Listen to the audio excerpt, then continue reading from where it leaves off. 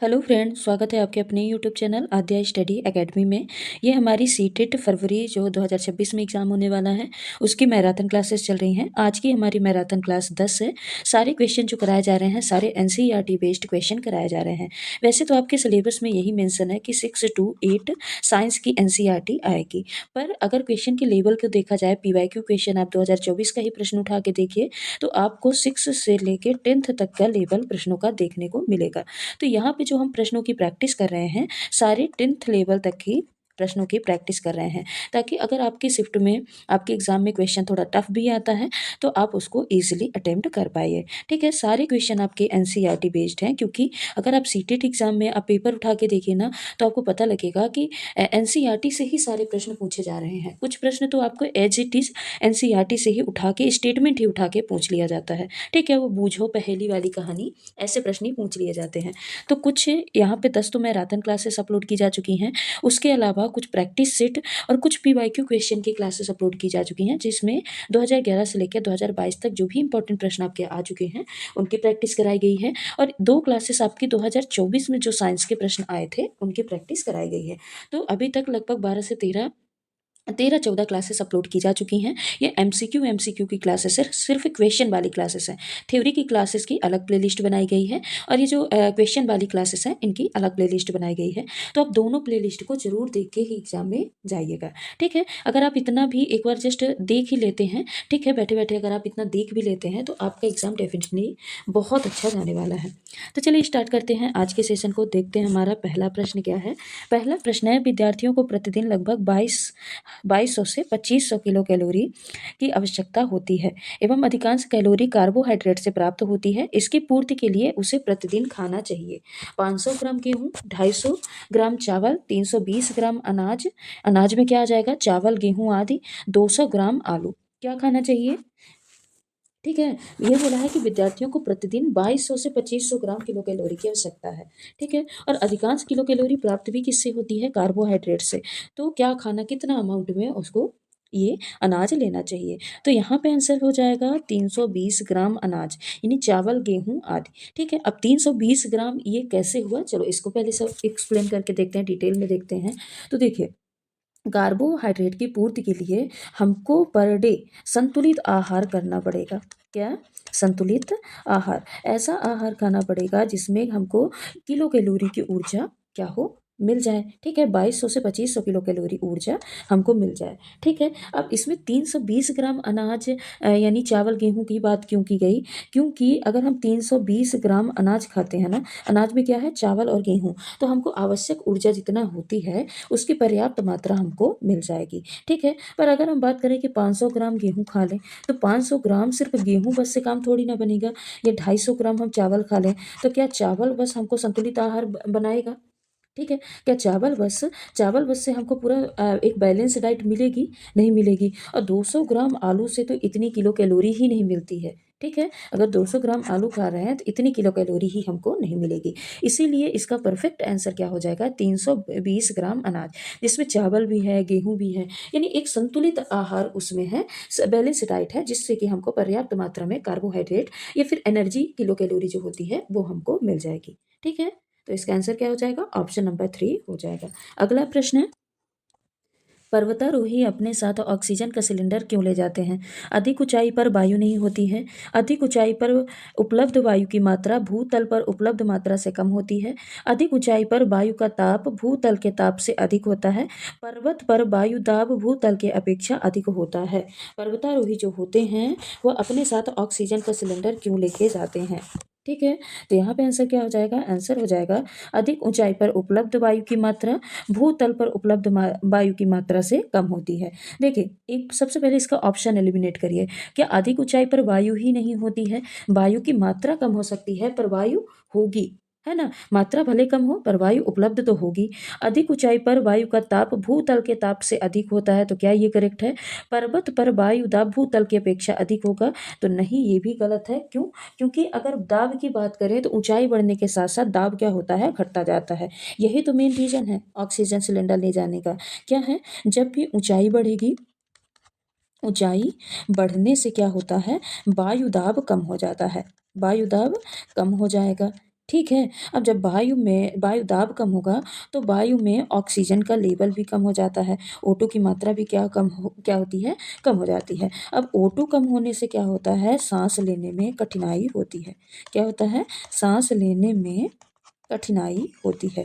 इसी कठिनाई के कारण क्या किया जाता है, जब भी पर्वतारोही पर्वत पे चढ़ते हैं तब क्या करते हैं, वो अपने साथ एक ऑक्सीजन का सिलेंडर लेके जाते हैं।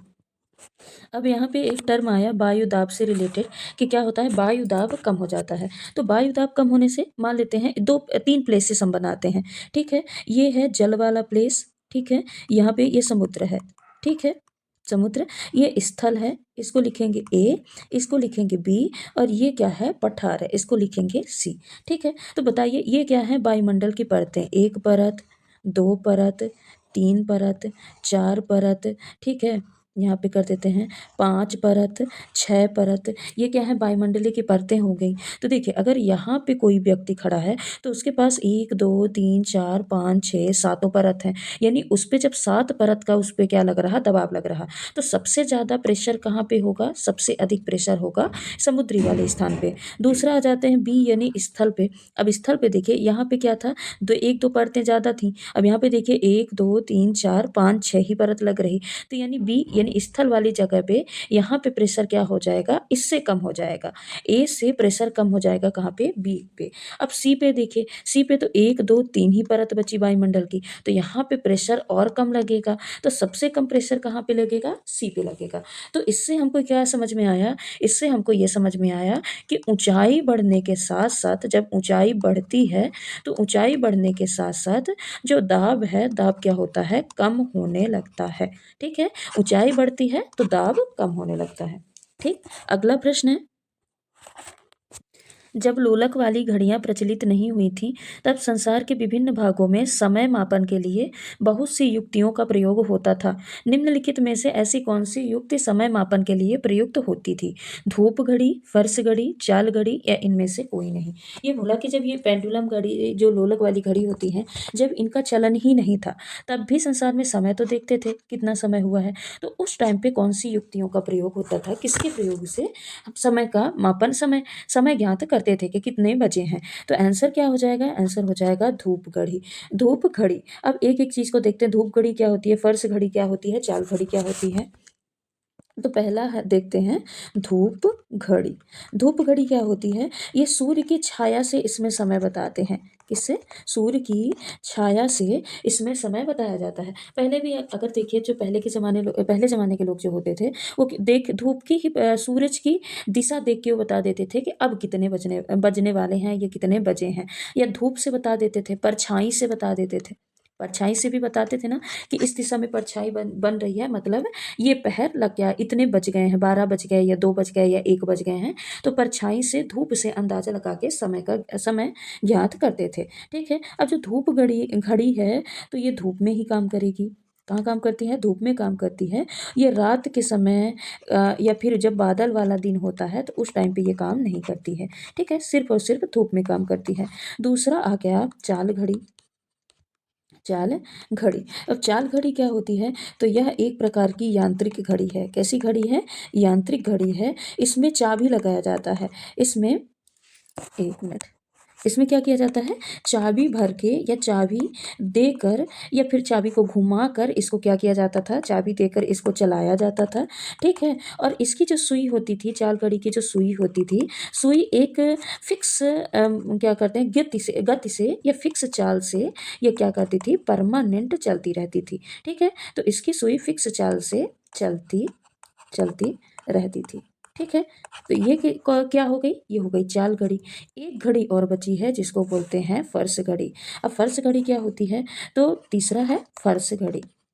फर्श घड़ी, फर्श घड़ी क्या होती है, ये बड़ी चाल घड़ी होती है। चाल घड़ी का ही स्वरूप है, पर ये क्या है, बड़ी चाल घड़ी होती है। इसको फर्श पे रख के खड़ा किया जाता था, और ये आमतौर पर किससे चलती थी, आमतौर पर ये पेंडुलम से चलती थी। किससे चलती थी, पेंडुलम से चलने वाली घड़ी है। पर पुराने ज़माने में कौन सी घड़ी का उपयोग किया जाता था, तो पुराने ज़माने में धूप घड़ी का उपयोग किया जाता था।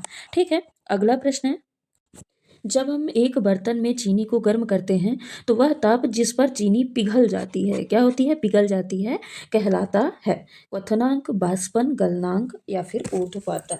तो सबसे पहले ये देखिए क्वथनांक क्या होता है, वह ताप जिस पर कोई पदार्थ उबलना स्टार्ट हो, ठीक है, उबलना स्टार्ट हो जाए तो उसको क्या बोलते हैं, क्वथनांक या फिर बॉइलिंग पॉइंट कहते हैं।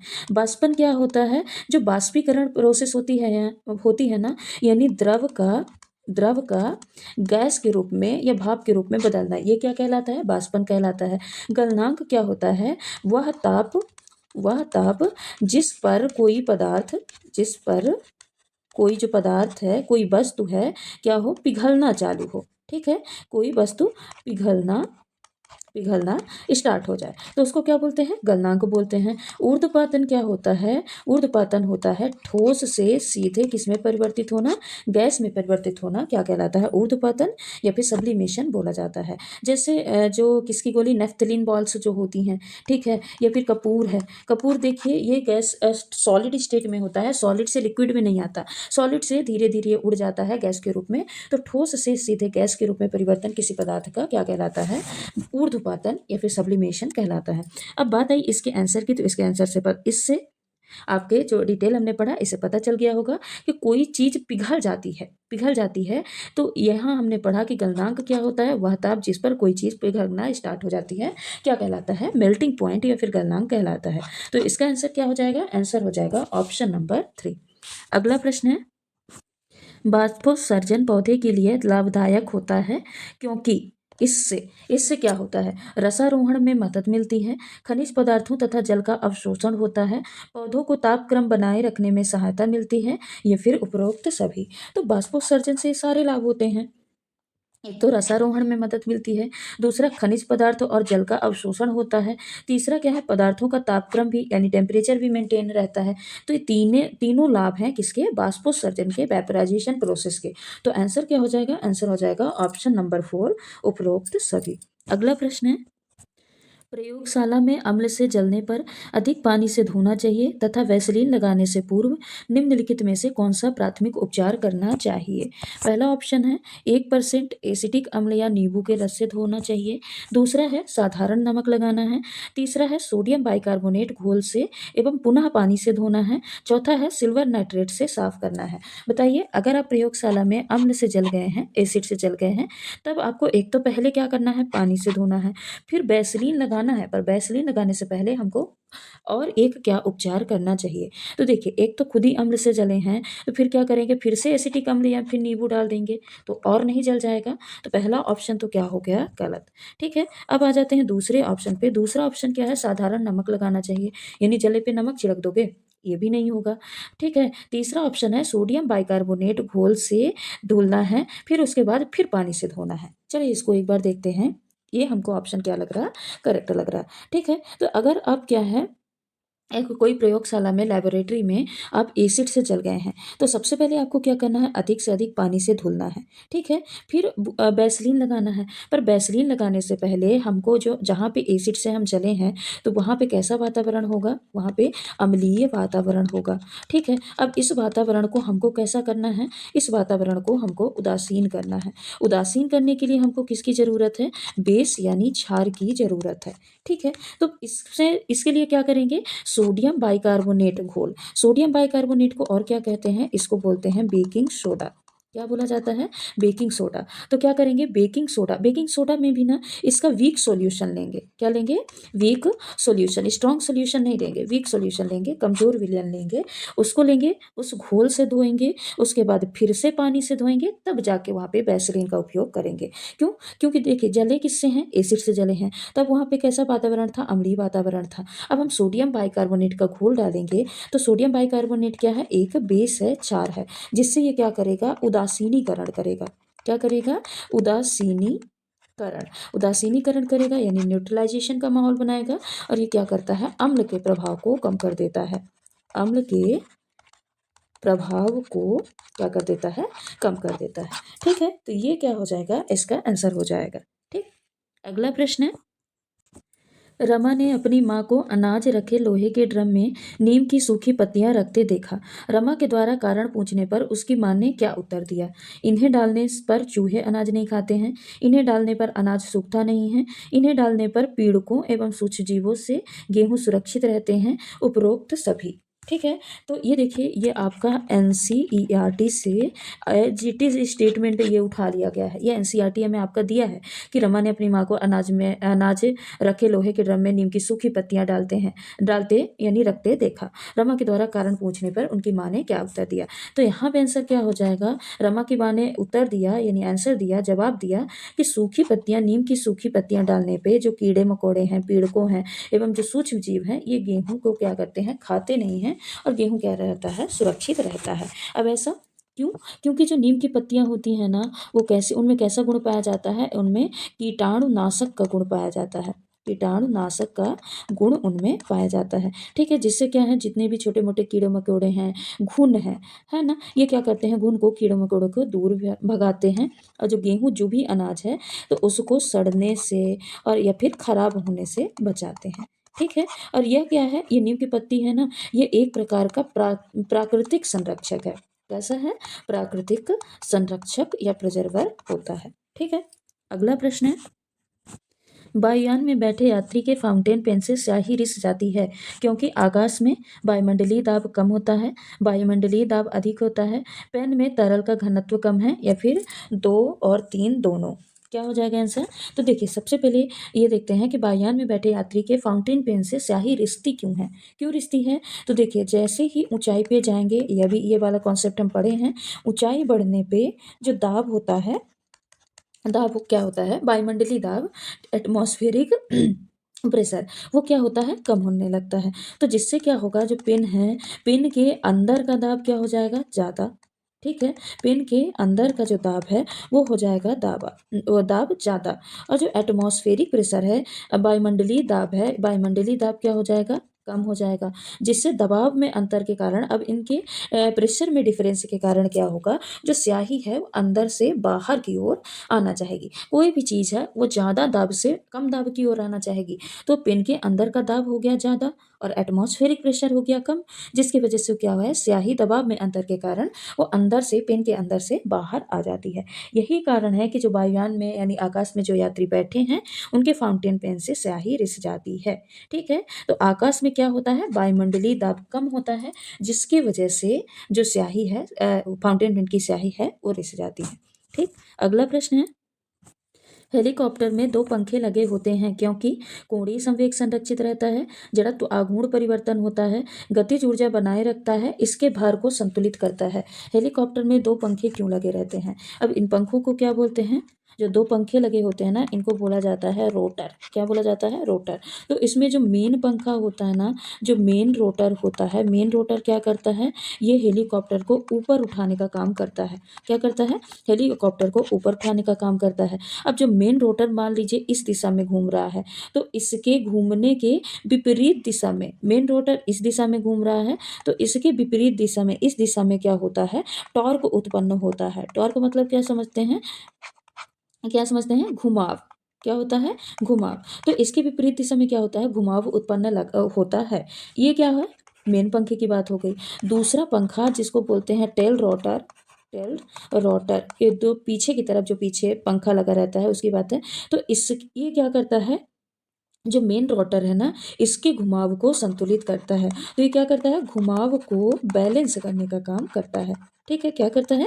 बैलेंस कम करने का काम करता है। तो इसीलिए 2 पंखे लगे रहते हैं। एक तो जो मेन रोटर होता है, ये हेलीकॉप्टर को ऊपर उठाने का काम करता है, और इस जिस दिशा में घूमता है, इसकी विपरीत दिशा में टॉर्क लगता है, ये घुमाव उत्पन्न होता है। जो टेल रोटर होता है, पीछे की तरफ पंखा लगा रहता है, ये मेन रोटर की वजह से जो घुमाव उत्पन्न होता है ना, उसको बैलेंस करने का काम करता है।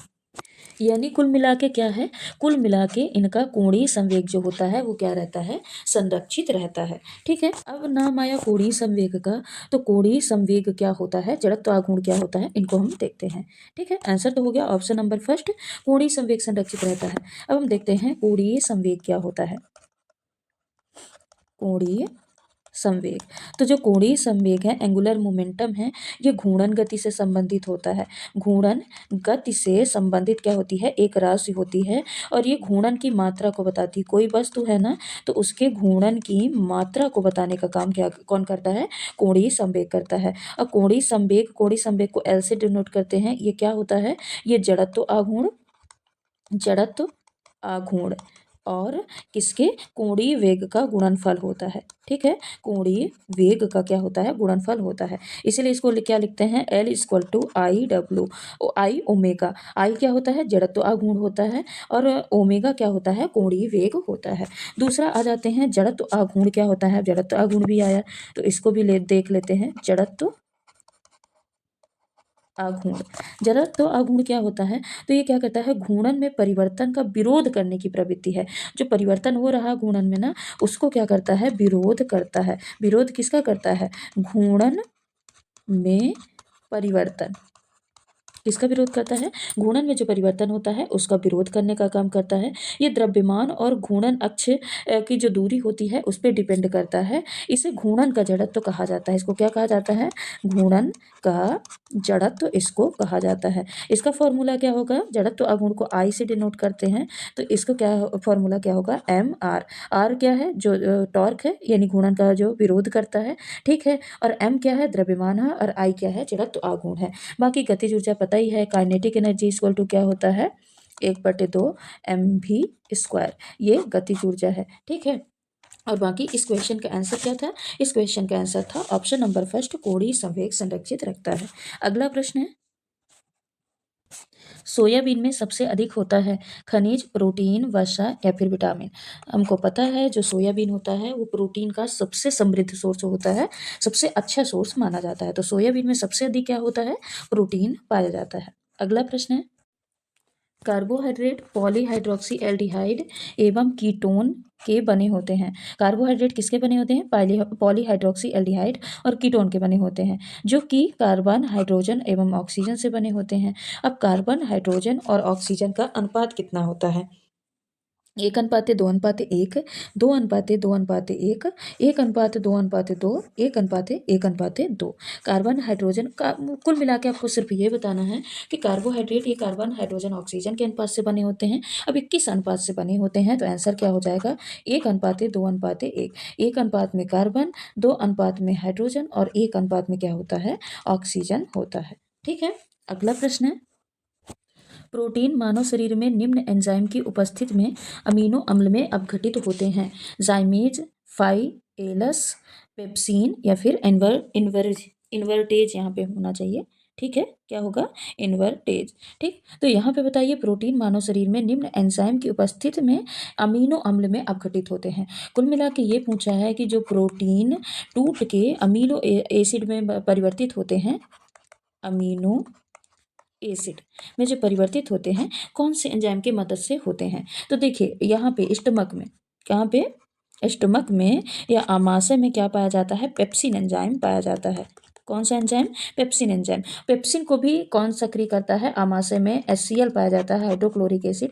ये क्या करता है, पेप्सिन को सक्रिय करने का काम करता है। ठीक है, अब पेप्सिन एंजाइम पाया जाता है। पेप्सिन एंजाइम का काम क्या है कि जो भी प्रोटीन है ना, प्रोटीन को छोटे छोटे टुकड़े में तोड़ना। ये क्या करता है, प्रोटीन को छोटे छोटे टुकड़ों में तोड़ देता है।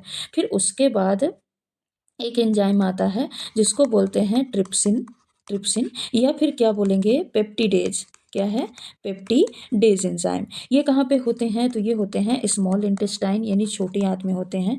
अब ये क्या करते हैं, पेप्सिन ने क्या किया, प्रोटीन के छोटे छोटे टुकड़े में बदला। इस छोटे छोटे टुकड़े को क्या कहा गया, पेप्टाइड कहा गया। क्या कहा गया, पेप्टाइड। अब जो ट्रिप्सिन है, पेप्टिडेज है, ये स्मॉल इंटेस्टाइन में छोटी आंत में पाए जाते हैं। अब ये क्या करते हैं, जो पेप्टाइड है ना, जो छोटा छोटा टुकड़ा है, पेप्टाइड, प्रोटीन का जो छोटा छोटा टुकड़ा है उसको पेप्टाइड कहा गया। अब इस पेप्टाइड को अमीनो एसिड में बदलने का काम कौन करते हैं, तो इस पेप्टाइड को अमीनो एसिड में बदलने का काम पेप्टिडेज या फिर ट्रिप्सिन एंजाइम करते हैं, जो कि छोटी आंत में यानी स्मॉल इंटेस्टाइन में पाए जाते हैं। ठीक है, तो यहाँ पे आंसर क्या हो जाएगा, आंसर हो जाएगा पेप्सिन एंजाइम। ठीक, अगला प्रश्न है, किस तापक्रम पर एंजाइम सर्वाधिक सक्रिय होते हैं? 38 degree Celsius, 60 degree Celsius, 20 degree Celsius या फिर 40 डिग्री सेल्सियस। तो कौन से तापक्रम पे जो एंजाइम होते हैं सबसे ज़्यादा सक्रिय होते हैं? तो आंसर क्या हो जाएगा? 40 डिग्री सेल्सियस। एक आध प्रश्न आपके ऐसे फैक्ट वाले भी पूछ लिए जाते हैं, तो आप फैक्ट को बिल्कुल नेग्लेक्ट करके मत जाइएगा। हाँ, ज़्यादातर क्वेश्चन जो होते हैं आपके कॉन्सेप्ट वाले पूछे जाते हैं, समझ पे आधारित प्रश्न ज़्यादा पूछे जाते हैं। लगभग अगर बोला जाए तो 90%, 95% आपके समझ पे आधारित प्रश्न आते हैं और लगभग 4 से 5% आपके फैक्ट वाले भी पूछे जाते हैं। इसीलिए हर एक क्लास में 1 से 2 प्रश्न मैं फैक्ट वाले भी करा देती हूँ। ठीक है, अगला प्रश्न है, निम्नलिखित में से कौन एक प्रतिजैविक है? ऑफ्लोसासिन, सल्फापिरिडीन, एस्पिरिन या फिर फिनाइसिटिन। तो इसका भी आंसर क्या हो जाएगा? ऑफ्लोसासिन एक प्रकार का क्या है? प्रतिजैविक है। अगला प्रश्न है, प्रोटीन विभिन्न खाद्य पदार्थों में विद्यमान होता है। इनका प्रयोग किया जाता है ऊतकों की मरम्मत के लिए, गर्मी एवं ऊर्जा देने के लिए, खून साफ करने के लिए, शरीर की कमियों के इलाज के लिए। प्रोटीन विभिन्न खाद्य पदार्थों में विद्यमान होता है और इनका प्रयोग किया जाता है। कुल मिला के क्या पूछा है? प्रोटीन का उपयोग। प्रोटीन का उपयोग। प्रोटीन का उपयोग क्यों किया जाता है? प्रोटीन क्यों खाया जाता है? तो प्रोटीन मानव शरीर में पाचक एंजाइम की उपस्थिति, अरे वो तो जो टूटने वाला है वो हम पढ़ चुके हैं। प्रोटीन का उपयोग क्यों किया जाता है? तो प्रोटीन का उपयोग किस लिए किया जाता है? शरीर में वृद्धि और विकास में, शरीर की वृद्धि और विकास के लिए प्रोटीन का उपयोग किया जाता है। और साथ ही टूटे फूटे जो अंग है ना, तो टूटे फूटे अंग की मरम्मत के लिए, अंग की मरम्मत के लिए उपयोग किया जाता है। साथ ही मांसपेशियों के निर्माण के लिए, मांसपेशियों के निर्माण के लिए प्रोटीन का उपयोग किया जाता है। एंजाइम और हार्मोन बनाने के लिए, एंजाइम प्लस हार्मोन बनाने के लिए प्रोटीन का उपयोग किया जाता है। रोगों से सुरक्षा के लिए, रोगों से सुरक्षा के लिए यानी एंटीबॉडी के निर्माण करने के लिए, और आवश्यकता अगर ज़रूरत पड़ गई ना तो ज़रूरत पड़ने पे एनर्जी के लिए भी, है ना। पर ये ज़रूरत पड़ने पे, कैसे ज़रूरत पड़ती है ये भी बताती हूँ। ज़रूरत पड़ने पर एनर्जी के लिए, एनर्जी के लिए भी प्रोटीन का उपयोग किया जाता है। अब कैसे ज़रूरत पड़ने पे? ठीक है, जैसे क्या है कि जब कोई व्यक्ति अनशन पे बैठा है, ठीक है, भूख हड़ताल पे बैठा है, तो उस स्थिति में क्या होता है? पहले कार्बोहाइड्रेट का पाचन होगा। जब भी भूख हड़ताल पे बैठा है तो पहले कार्ब का पाचन होगा, फिर उसके बाद फैट का पाचन होगा। ठीक है, लास्ट में जब फैट का भी पाचन हो जाता है तब जाके प्रोटीन का पाचन होना स्टार्ट होता है। जिसकी वजह से जब परीक्षण किया जाता है ना, बोलते हैं कि भूख हड़ताल पे है, तो हमको कैसे पता कि भूख हड़ताल पे है? हम 24 घंटे तो उस पर निगरानी रख नहीं रहे। ठीक है, तो हमको पता कैसे चलता है कि इसने इतने दिन से भूख हड़ताल किया है? तो क्या होता है कि पहले 1 से 2 दिन तो आपको कार्बोहाइड्रेट काम देगा। ठीक है, फिर उसके बाद क्या है, लगभग हफ्ते भर आपको फैट काम देगा। ठीक, फिर हफ्ते भर से जब भी ज़्यादा होने लगता है, 10 दिन, 12 दिन, 14 दिन होने लगता है, तो उस स्थिति में प्रोटीन का पाचन होने लगता है। और ये बहुत खतरनाक कंडीशन होती है। इससे क्या होता है, जो कीटोन बॉडी है ना, कीटोन बॉडी बॉडी से यूरिन के थ्रू बाहर जाने लगती है, जिससे हमको ये पता चल जाता है। इसी से यूरिन टेस्ट किया जाता है और इससे ही ये पता लगाया जाता है कि अगर कीटोन बॉडी निकल रही है ना, तो इससे ये पता चल जाता है कि इस व्यक्ति ने लगभग 10 से 12 दिन से कुछ भी नहीं खाया है, यानी उसके प्रोटीन का पाचन स्टार्ट हो गया है कार्बोहाइड्रेट और वसा के बाद। ठीक है, तो जरूरत पड़ने पे, ऐसे ही जब इमरजेंसी सिचुएशन आती है, जब कार्बोहाइड्रेट का भी पाचन हो जाए, फैट का भी पाचन हो जाए, तब जाके प्रोटीन का पाचन स्टार्ट होता है। ठीक है, तो इस प्रश्न का आंसर क्या हो जाएगा? इस प्रश्न का आंसर हो जाएगा, प्रोटीन का उपयोग किस लिए किया जाता है? ऊतक की मरम्मत के लिए किया जाता है। वृद्धि और विकास, टूटे फूटे अंगों की मरम्मत, मांसपेशियों के निर्माण, एंजाइम और हार्मोन को बनाने में भी, और रोगों से सुरक्षा के लिए, और ज़रूरत पड़ने पे एनर्जी के लिए भी इसका उपयोग, प्रोटीन का उपयोग किया जाता है। ठीक है, इसीलिए प्रोटीन का उपयोग मरम्मत के लिए किया जाता है, इसीलिए इसको बिल्डिंग ब्लॉक्स भी कहा जाता है। क्या बोला जाता है? बिल्डिंग ब्लॉक्स कहा जाता है। तो चलिए, आज के ये हमारे कुछ महत्वपूर्ण प्रश्न रहे। हर एक प्रश्न से हमने कुछ न कुछ 2 से 4 फैक्ट एक्स्ट्रा सीखते चले हैं। यानी अगर आज हम 15 प्रश्न पढ़े हैं, तो इस क्लास में आप मान के चलिए आप 45 से 50 प्रश्न आप पढ़ रहे हैं। ठीक, एक आधे घंटे की क्लास में आप लगभग 45 से 50 प्रश्नों की प्रैक्टिस कर रहे हैं। ठीक है, तो आज की क्लास को यहीं पे समाप्त करते हैं। मिलते हैं अगली क्लास में कुछ और महत्वपूर्ण प्रश्नों के साथ। अगर आप चैनल पे नए हैं तो चैनल को सब्सक्राइब कर लीजिएगा, वीडियो को लाइक कर दीजिएगा, और नोटिफिकेशन, नई क्लास का नोटिफिकेशन पाने के लिए बेल आइकन को जरूर प्रेस करके रखिएगा। धन्यवाद।